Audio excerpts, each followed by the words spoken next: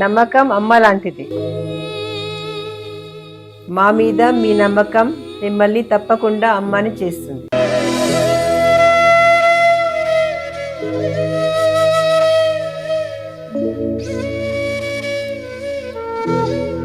నేడు ఎంతో మంది మా మీద నమ్మకంతో అమ్మాయారు.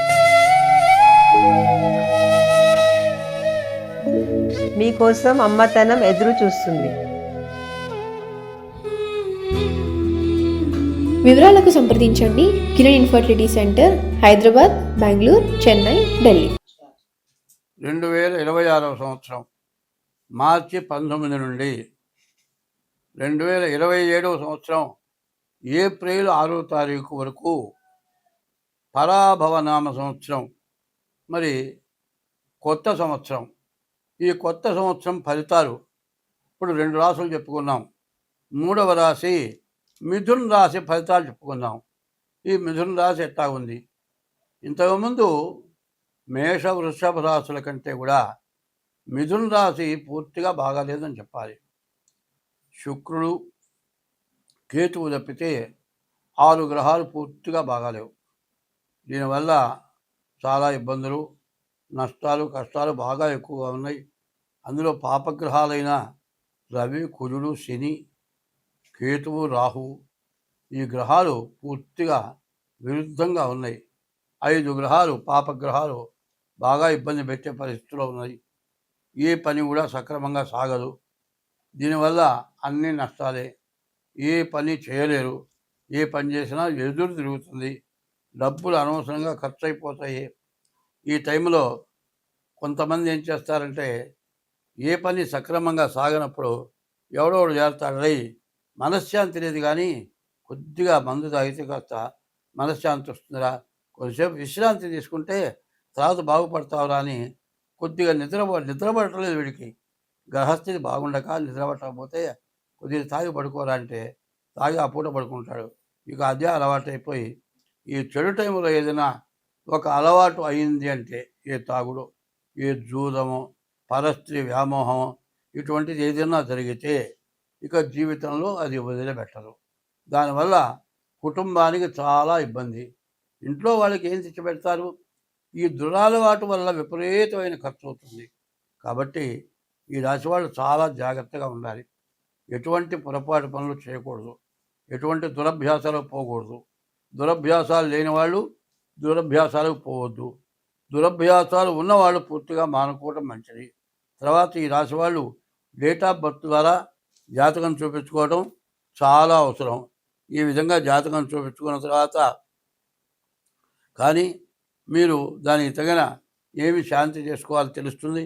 అది చేసుకుంటే పూర్తిగా నష్టపడకుండా నిలబడగలుగుతారు. నిలబడగలిగినటువంటి పరిస్థితి రావాలి.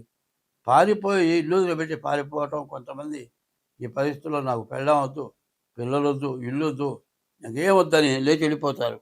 వెళ్ళిపోయి తర్వాత వచ్చేటప్పటికల్లా పెళ్ళం పక్క, పిల్లలు పక్క, తల్లిదండ్రులు పక్క, ఎవరి దారి వాళ్ళు అయిపోయి మళ్ళీ కలవలేక ఇబ్బందులు పడ్డవాళ్ళు చాలామంది ఉన్నారు. ఇట్లాంటి టైంలో చెప్పాలంటే ఎంత జాగ్రత్త పడితే అంత మంచిది. అందులో ఈ మిథున రాశికి 8 ఆదాయం, 11 ఖర్చు కనబడుతుంది. ఆదాయం కంటే ఖర్చు ఎక్కువ కనబడుతుంది. కాబట్టి ఎంత జాగ్రత్త పడితే అంత మంచిది. స్వస్తి. ఆదిత్యోర్కో రవిర్భానుర్భాస్కరశ్చ దివాకరః మార్తాండః సవితా హేళి తీక్ష్ణాంశుర్మిహిరో రవిః. గురుభ్యో నమః. ఓం శ్రీ గురుభ్యో నమః. ఓం శ్రీ గురుభ్యో నమః. కళ్యాణం కమనీయ కోమలకరైరాద్రాక్షతారోపణం కన్యాదాన పురస్సరం సురగురోర్విప్రాశిషానుగ్రహం బాహ్వోః కంకణబంధనం దశగుణం మాంగళ్యసూత్రాన్వితం సీతారాఘవయోర్వివాహ సమయే జయాజిదం నం మంగళం. కళ్యాణౌ కమనీయ రూప విభవౌ కల్పద్రుమౌ శ్రీపదౌ కంజాక్షౌ కనకోపమాంబరధరౌ కంజాననౌ కామినౌ కళ్యాణప్రమదప్రదౌ కవినుతౌ కస్తూరికా చర్చితౌ శ్రీదౌతౌ శుభదంపతీహ భవతాం శ్రీజానకీ రాఘవౌ. 2026 సంవత్సరం మార్చి నెల 20వ తారీఖు నుండి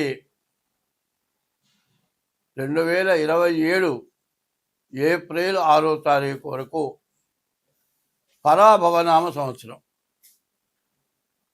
మరి నూతన సంవత్సరం.